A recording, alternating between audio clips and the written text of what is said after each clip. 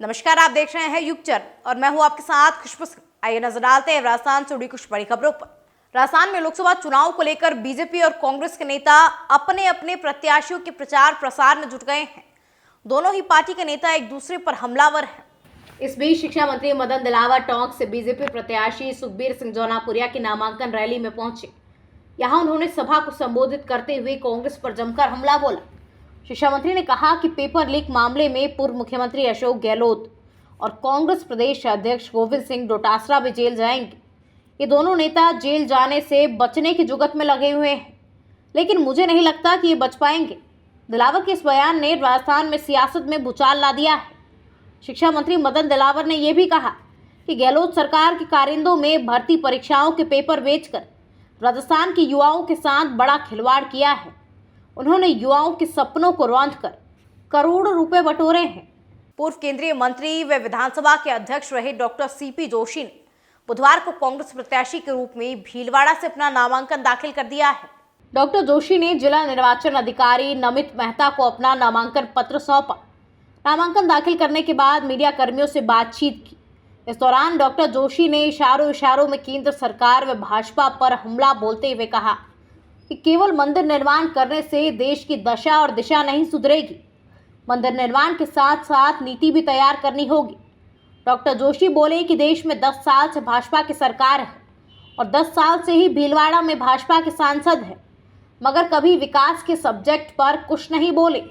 ऐसे में जब मीडिया ने उनसे सवाल किया कि ज्योति मृधा ने तीसरी बार केंद्र में सरकार बनने पर संविधान में बदलाव की बात की है, इस पर जोशी ने कहा कि वो क्या कह रही हैं उसमें नहीं जाना है, मगर संसदीय लोकतंत्र में सबको अपनी बात रखने का हक है।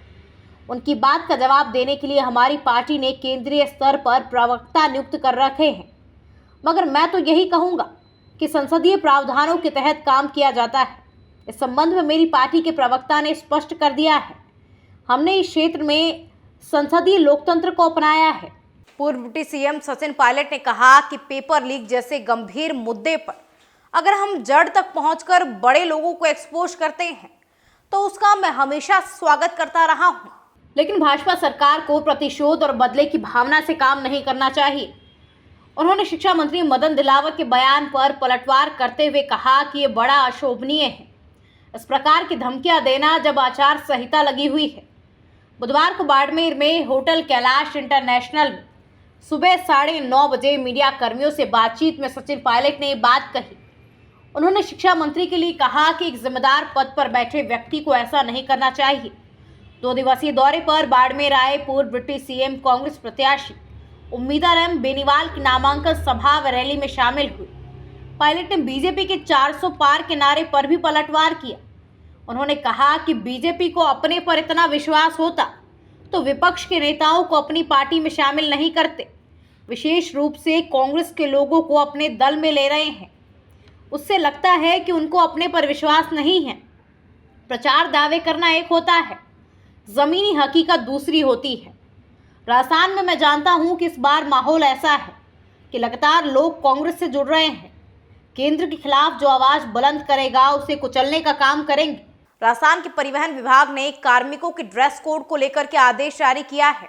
अब कोई भी कार्मिक जीन्स और टी-शर्ट पहनकर ऑफिस नहीं आ सकेगा। जहां पुरुष एम्प्लॉयज को पैंट और शर्ट पहनकर आना होगा, वहीं महिला कार्मिकों को सूट या साड़ी में ऑफिस आना होगा। हाल ही में परिवहन विभाग के मुख्य सचिव की ओर से प्रदेश के विभिन्न कार्यालयों में किए गए निरीक्षण के दौरान कार्यालय में कार्मिकों के जीन्स और टी-शर्ट में आने पर नाराजगी जाहिर की गई। इसी के चलते परिवहन और सड़क सुरक्षा आयुक्त डॉक्टर मनीष अरोड़ा ने मंगलवार को ड्रेस कोड के आदेश जारी किए। उन्होंने अपने आदेश में लिखा कि विभाग के सभी एम्प्लॉयज़ को अब रोजाना गरिमापूर्ण पोशाक में ऑफिस आना होगा। ऐसा नहीं किए जाने पर उस मामले को बहुत ही गंभीरता से लिया जाएगा। डॉक्टर मनीषा अरोड़ा ने सभी एम्प्लॉयज़ को ऑफिस में डिसिप्लिन, कर्टसी और एथिक्स की पालना सुनिश्चित करने के भी आदेश दिए हैं। ये आदेश राज्य के सभी परिवहन मुख्यालय, प्रादेशिक जिला परिवहन और उप परिवहन कार्यालय से जुड़े सभी कार्मिकों के लिए लागू होंगे।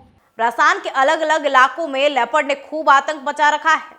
धौलपुर के गांव में घुसकर लेपर्ड ने 2 युवकों पर हमला बोल दिया। इसके बाद एक घर में जाकर बैठ गया। रात भर मशक्कत के बाद भी उसे रेस्क्यू नहीं किया जा सका। उधर उदयपुर शहर के सेक्टर 14 स्थित एक घर में लेपर्ड घुस गया। उसमें रहने वाले परिवार ने अपने आप को एक कमरे में बंद कर लिया है। पूरे इलाके में लेपर्ड की दहशत है। उदयपुर शहर के सेक्टर 14 स्थित सुहालका भवन की जमुना देवी ने बताया कि बुधवार सुबह आंगन में झाड़ू लगाकर जैसे ही वापस कमरे में घुसी तो पीछे से आने की आहट महसूस हुई। फिर सीढ़ियों से आवाज आने लगी तो रसोई में काम कर रही बहू नित्या पटेल ने खिड़की से देखा, सीढ़ी पर लेपर्ड बैठा हुआ था। ये देखकर परिवार में दहशत फैल गई। उन्होंने खुद को कमरे में बंद कर लिया। घटना के वक्त घर में कोई पुरुष मौजूद नहीं था। सास, बहू, ननद और 1.5 साल की बच्ची थी। बहू ने अपने पति को फोन पर सूचना दी। इसके बाद सबीना थाना पुलिस और वन विभाग की टीम मौके पर पहुंची। करीब 2.5 घंटे के रेस्क्यू के बाद सुबह करीब 10 बजे लेपर्ड को पकड़ा जा सका है।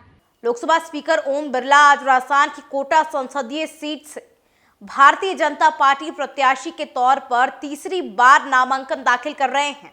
इसी के चलते आज कोटा में बड़ी जनसभा का आयोजन किया गया है, जिसके बाद उम्मीद क्लब के सामने से कलेक्ट्रेट तक विशाल रैली भी निकाली जाएगी। इस नामांकन रैली में बड़ी तादाद में लोगों के पहुंचने का दावा किया जा रहा है। यही नहीं, आमसभा में मुख्यमंत्री भजन लाल शर्मा, बीजेपी प्रदेशाध्यक्ष सीपी जोशी, मंत्री किरोड़ी लाल मीणा, मदन दिलावर और हीरालाल नागर भी मौजूद रहने वाले हैं। ओम बिरला ने स्वयं मंगलवार को आम सभा स्थल का जायजा लिया। इस दौरान उनके बड़े भाई हरिकृष्ण बिरला भी साथ नजर आए। बीजेपी की कोशिश है कि भाजपा छोड़कर जो नेता कांग्रेस में शामिल हुए हैं और फिर पार्टी से टिकट लेकर चुनावी मैदान में उतरे, उनकी रैली से ज्यादा भीड़ बिरला की नामांकन रैली में जुट सके, क्योंकि चुनाव प्रचार के दौरान बिरला बीजेपी के अन्य नेता व लोगों को रैली आमसभा में शामिल होने का न्योता देकर आए हैं। राजस्थान से जुड़ी तमाम खबरों को देखने के लिए लाइक, शेयर और सब्सक्राइब कीजिए हमारे चैनल को। तब तक के लिए नमस्कार।